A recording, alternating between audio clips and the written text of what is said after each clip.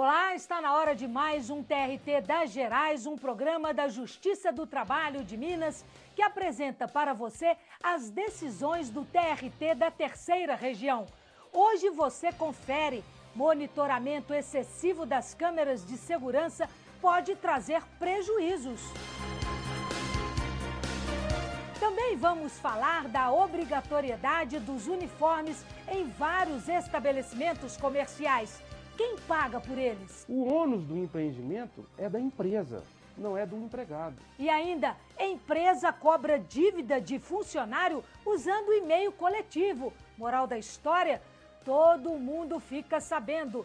Veja como isso terminou agora no TRT das Gerais.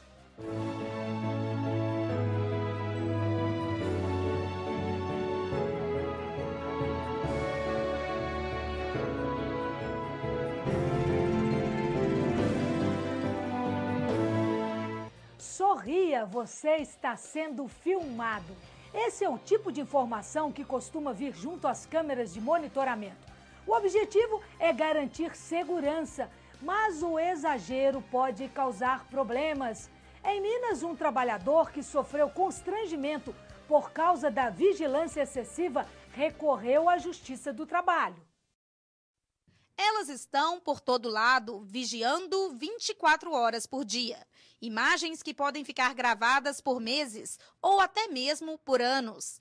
O objetivo é dar mais segurança a residências e também ao ambiente de trabalho. Nós temos aqui 16 câmeras, né, localizadas em locais estratégicos, de entrada, saída, pontos vulneráveis e tal. São 15 câmeras fixas e uma câmera móvel. Segundo este psicólogo, as câmeras acabam por monitorar também os trabalhadores. E toda essa vigilância pode desencadear doenças. O que a gente tem observado e que em algumas situações específicas se torna significativo é a questão da depressão que as pessoas passam a sofrer dentro desses ambientes organizacionais, pela sua intensidade, pela sua repetitividade. E foi por causa do monitoramento excessivo que um cidadão procurou a Justiça do Trabalho. Um funcionário saiu do banho e foi trocar de roupa em outra sala. Como era tarde e não havia ninguém na empresa, ele andou nu pelo corredor, mas foi flagrado pelas câmeras de segurança. A empresa, então, decidiu mandá-lo embora por justa causa. No processo, foi comprovado que o local era destinado ao banho e era inacessível a outras pessoas. Assim, o ato do trabalhador não foi considerado irregular. Vários trabalhadores estiveram expostos na sua nudez pelo empregador, que tinha essas câmeras filmadas nesse local, ambiente de banho, de troca de roupa, depois do expediente. E aí sim, um dano moral, né? Uma ofensa à intimidade e à privacidade, uma exposição involuntária desses trabalhadores fora do ambiente de trabalho e num ambiente tão intimista que é o momento do banho e da troca de roupa desse trabalhador. Agora vamos falar sobre empréstimos. Com as facilidades, muita gente não pensa duas vezes, né, gente? Mas na hora de pagar é aquela dor de cabeça. E quem não paga, claro, acaba sendo cobrado. Mas qual é a forma correta de se fazer essa cobrança? Empréstimo, empréstimo. Ofertas de crédito por todo lado. Hoje em dia, o empréstimo está mais acessível ao consumidor. Difícil mesmo é quitar as prestações. Uma pesquisa realizada pela Serasa Experian revela que a inadimplência no Brasil cresceu 20,6% de janeiro a maio, em relação ao mesmo período do ano passado. Quando é que você pede dinheiro emprestado? Quando tem que pagar alguma conta e que não tem o dinheiro suficiente. Mas depois do juros, aí vai só acumulando e vira uma bola de neve. As pessoas gastam mais do que elas têm. A verdade é essa, né? Para quitar uma dívida que tinha com o irmão, Rosana recorreu a uma operadora de crédito. Há 3 anos, ela fez um empréstimo de R$5.000. As prestações foram se acumulando. Foi crescendo juro sobre juro. Resumindo, deu na dívida de que chegou a 21.600, que é o que eu estou devendo no banco. Cada dia que passa aumenta mais um pouquinho. E aí vai ficando, né? Aí vai ficando esse resultado aqui, ó. Tudo para pagar e o dinheiro. E qual a forma correta de fazer a cobrança? Em Belo Horizonte, uma empresa de crédito mandou um e-mail coletivo para os funcionários. O documento revelava os nomes dos devedores. Um trabalhador se sentiu ofendido porque todos os colegas ficaram sabendo que ele estava com problemas financeiros. Ele entrou com uma ação na Justiça do Trabalho e pediu indenização por danos morais. O processo foi julgado na segunda instância do TRT Minas. Segundo o juiz relator, ao enviar o e-mail, a empresa violou a intimidade do trabalhador. Essa forma de coação para pagamento é ilegal. O Código do Consumidor, no artigo 41, prevê essa impossibilidade de cobrança. E também no artigo 71 diz que isso, inclusive, é crime. O trabalhador ganhou uma indenização de R$1.000 por danos morais. O valor corresponde à quantia devida à empresa. As formas de você cobrar a dívida existem no mundo jurídico. Quem está devendo pode sofrer ação judicial, pode sofrer outra forma de cobrança. Isso faz parte. Agora, o que não se pode fazer é você, através de um meio ilícito, você tentar cobrar e constranger o inadimplente a pagar. E tem também a questão dos uniformes, uma exigência da maioria dos estabelecimentos comerciais brasileiros. Tem trabalhador que gosta, outros nem tanto. Mas a questão não é essa. Queremos saber quem arca com o ônus do uniforme, o empregado ou o empregador. Em muitas lojas do Brasil, os vendedores se apresentam assim, uniformizados. Gostando ou não da roupa, o trabalhador precisa literalmente vestir a camisa da empresa. Nessa loja de roupas, as duas funcionárias têm 3 tipos de uniforme e gostam dos modelos fornecidos pela empresa. É mais prático, né? Porque, por exemplo, até a sandália é uniforme, então é bem mais fácil para mim. Não tem que ficar todo dia de manhã escolhendo um uniforme, pensando o que eu vou usar. Economia de roupa, né? E de dinheiro também. Já para a Catarina, vestir o uniforme não era nada agradável. A ex-vendedora trabalhou em diversas lojas e, em todas, ela teve que pagar pela roupa que usava no serviço. A conta saía alta. Quase 50% do salário dela era gasto com o uniforme. A gente não escolhia as roupas, na grande maioria das vezes. E se você não gostar da roupa, você não está sendo profissional.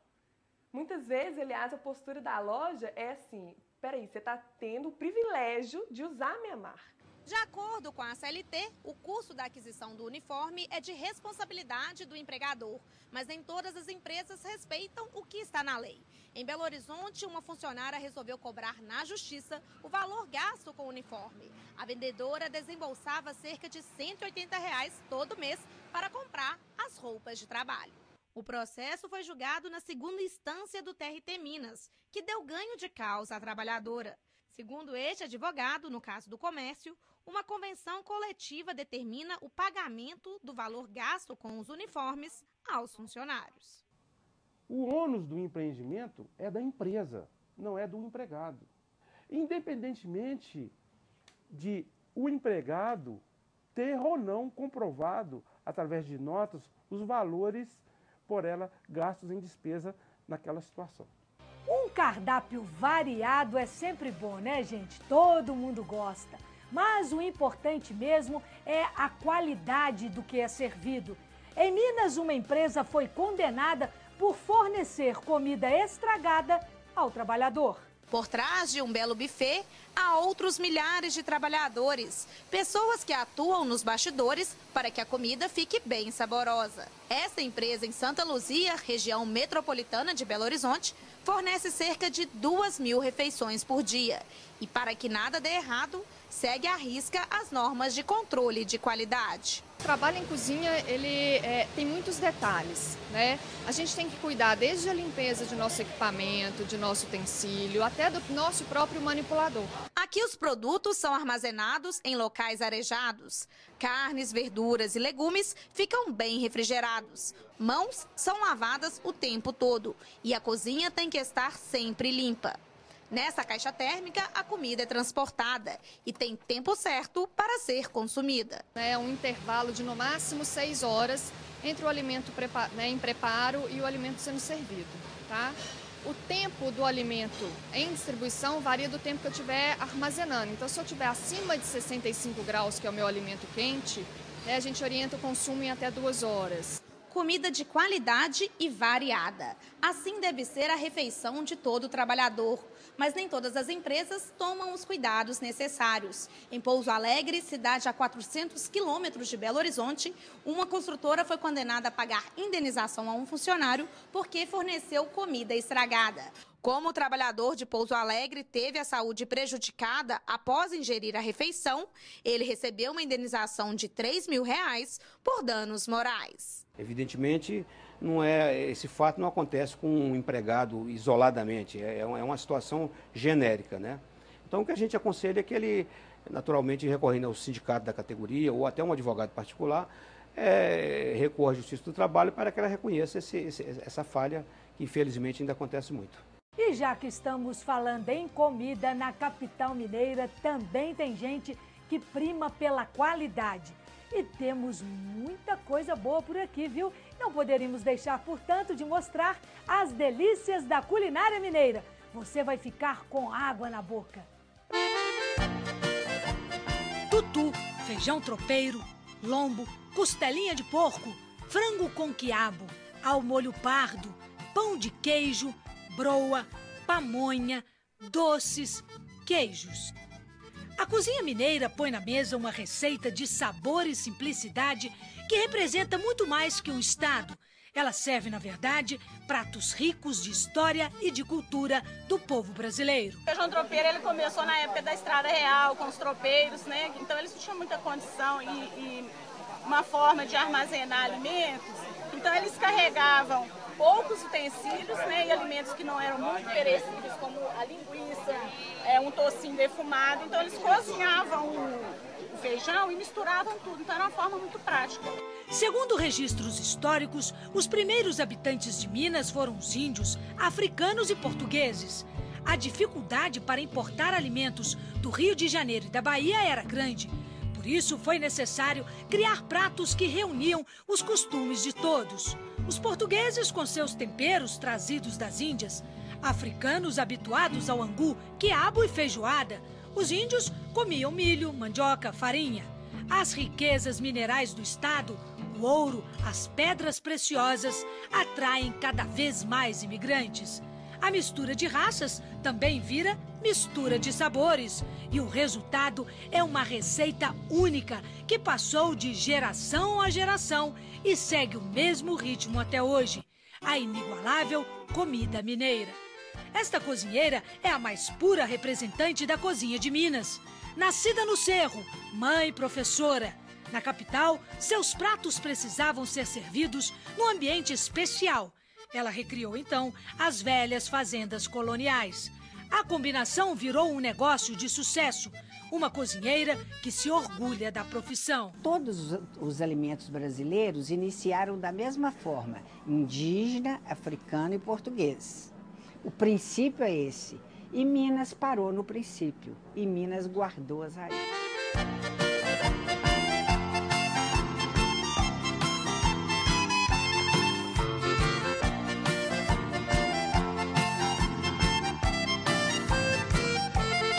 Você confere no próximo bloco, no quadro Tradição e Trabalho, a produção de Palmas em Sabará, cidade histórica de Minas Gerais. Também vamos brincar com você, testar o seu conhecimento. Você sabe o que é agora, hein? Juspostulande? Tem alguma coisa de justiça. Não estou com as ideias hoje. Não tem ideia. Não? Então não saia daí.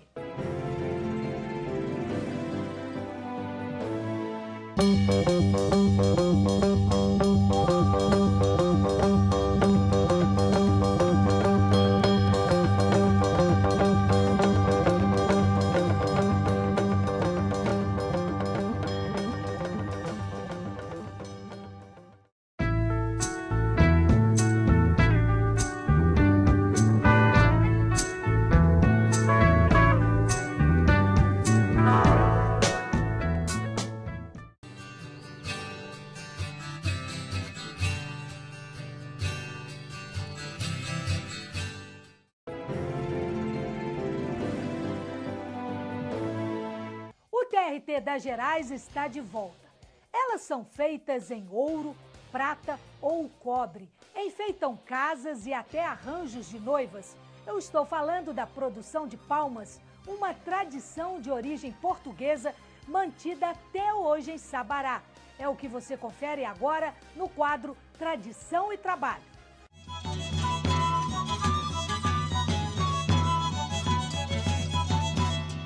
Esta é Sabará, na região metropolitana de Belo Horizonte, Minas Gerais. Sabará, que já foi conhecida como Sabarabuçu, um arraial de bandeirantes que surgiu no fim do século XVII com o ciclo do ouro. Hoje, com cerca de 132 mil habitantes, a pequena cidade histórica vive praticamente do turismo. E é aqui em Sabará que encontramos Dona Maria Marta, esta artesã de 68 anos. Paciente que só ela.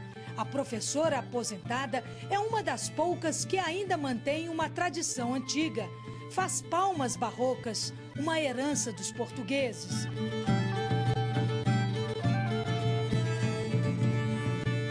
Com os moldes, Dona Maria Marta faz pétala por pétala. O corte é o mais pesado porque ela tem que sair perfeita, tem que ter muita força.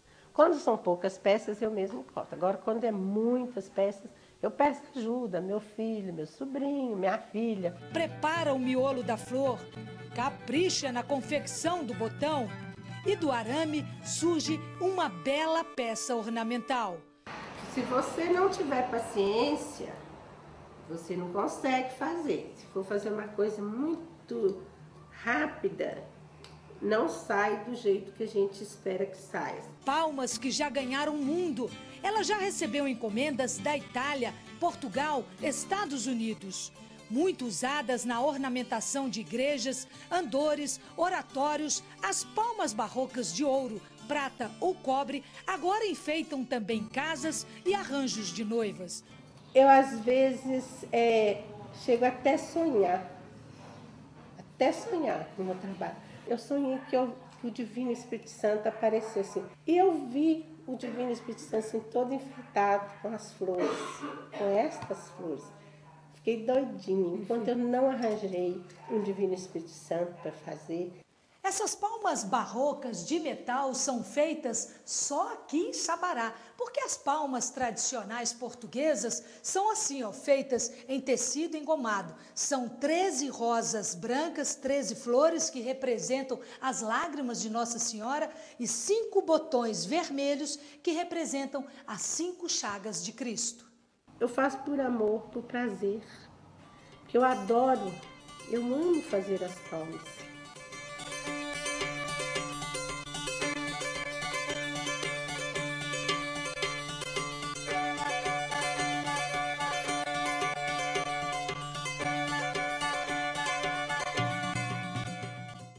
Hoje vamos conhecer de perto o trabalho de um profissional que é considerado o braço direito do juiz, pois faz cumprir as determinações judiciais. É o oficial de justiça. Você sabe quem é esse profissional? Como é o trabalho dele? Confira agora, em Profissão da Hora.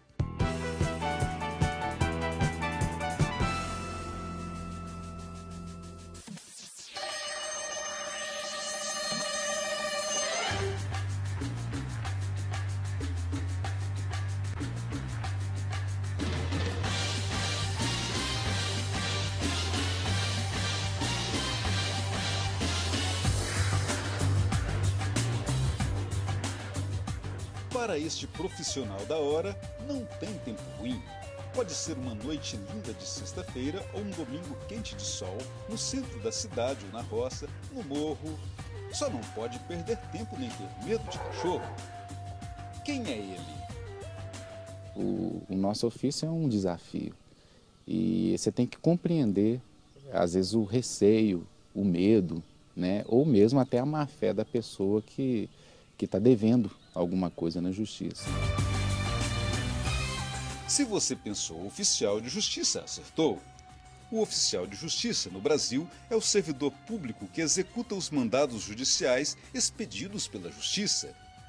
É comum dizer que o oficial de justiça é a mão do juiz, porque é ele quem executa na prática as determinações do magistrado. Suas atividades têm como fonte primordial a Constituição da República e as leis do Código de Processo Civil e do Código de Processo Penal. As ordens judiciais mais comuns cumpridas pelos oficiais de justiça são intimações, notificações, penhoras, prisões, conduções de testemunhas, buscas e apreensões de bens e de pessoas, reintegrações de posse de bens móveis e imóveis, despejos compulsórios e separações de corpos. O bom oficial de justiça deve estar disposto a encarar o que for preciso para cumprir os mandados. Encontrará, é certo, muitas barreiras, mas se gosta do que faz, acaba vencendo qualquer coisa. O oficial de justiça, muitas vezes, ele fica como um para-raio, né, dessas emoções, dessa situação conturbada e confusa, né, que é um processo. E quando o oficial de justiça chega para poder efetivamente cumprir, né, a ordem do juiz, ele sofre mesmo. O oficial de justiça também cumpre a função não só jurisdicional, como a função social, que é de explicar ao jurisdicionado, às vezes a parte autora, às vezes a parte ré, qual foi o comando da sentença. Você viu? Não é fácil ser oficial de justiça, não é? E cá entre nós, a justiça não pode prescindir do oficial de justiça, que é, com certeza, um grande profissional da hora. Agora preste atenção. Você já ouviu falar em jus postulandi? Tem ideia do que significa isso? Preste atenção então, hein? O que é isso? O que é isso? O que é isso? O que é isso? O que é isso? O que é isso? O que é isso? Sabe o que é jus postulandi? Não tem ideia. Tem alguma coisa de justiça, né? Não tô com as ideias hoje. O que é isso? Cidade, um posto. Não tenho nem ideia. O que é que você imagina? Não sei, não faço a mínima ideia. O que é isso?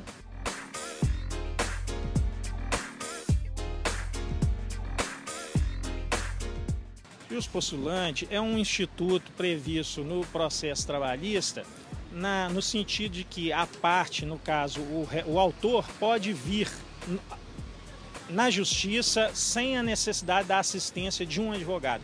E também o réu pode comparecer na justiça para se defender também, fazendo ele a sua própria defesa sem a necessidade de assistência de um advogado. Esse instituto está um pouco em desuso, está caindo, porque hoje a assistência judiciária é gratuita, está sendo muito ampla, e também a quantidade de advogados, o número de advogados hoje, o acesso aos profissionais do direito está bem facilitado. Ela canta, dança, pinta e borda. É uma servidora do TRT Mineiro cheia de talento. É o que você confere nas horas vagas de hoje.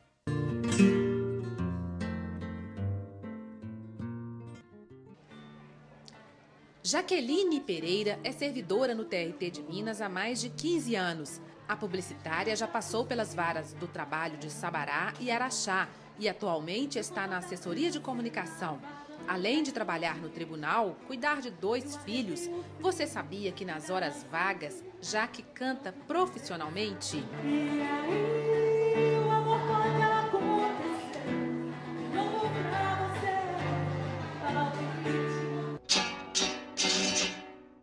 E não é só isso não.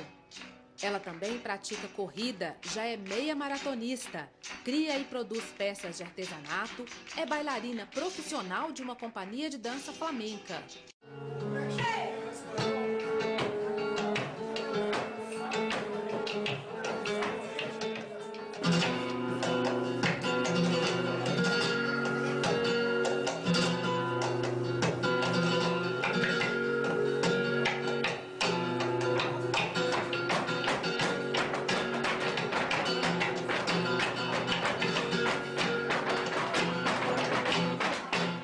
Jaque, como é que você consegue trabalhar no tribunal e ainda fazer isso tudo? Eu faço porque eu amo fazer.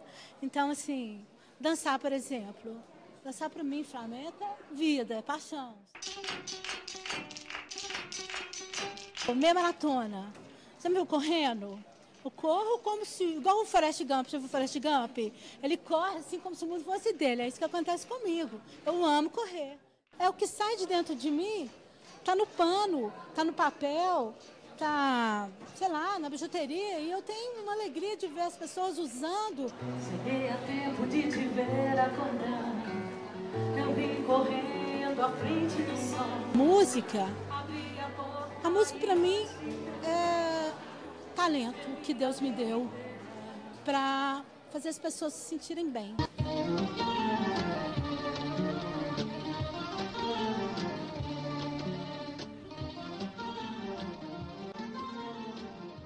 Haja fôlego para acompanhar essa servidora. E você, faz o que nas horas vagas? Venha mostrar seu talento aqui na TV TRT-MG. Entre em contato conosco. tvtrtmg@trt3.jus.br. O TRT das Gerais fica por aqui. No próximo programa, mais decisões e curiosidades de Minas para você. Até lá!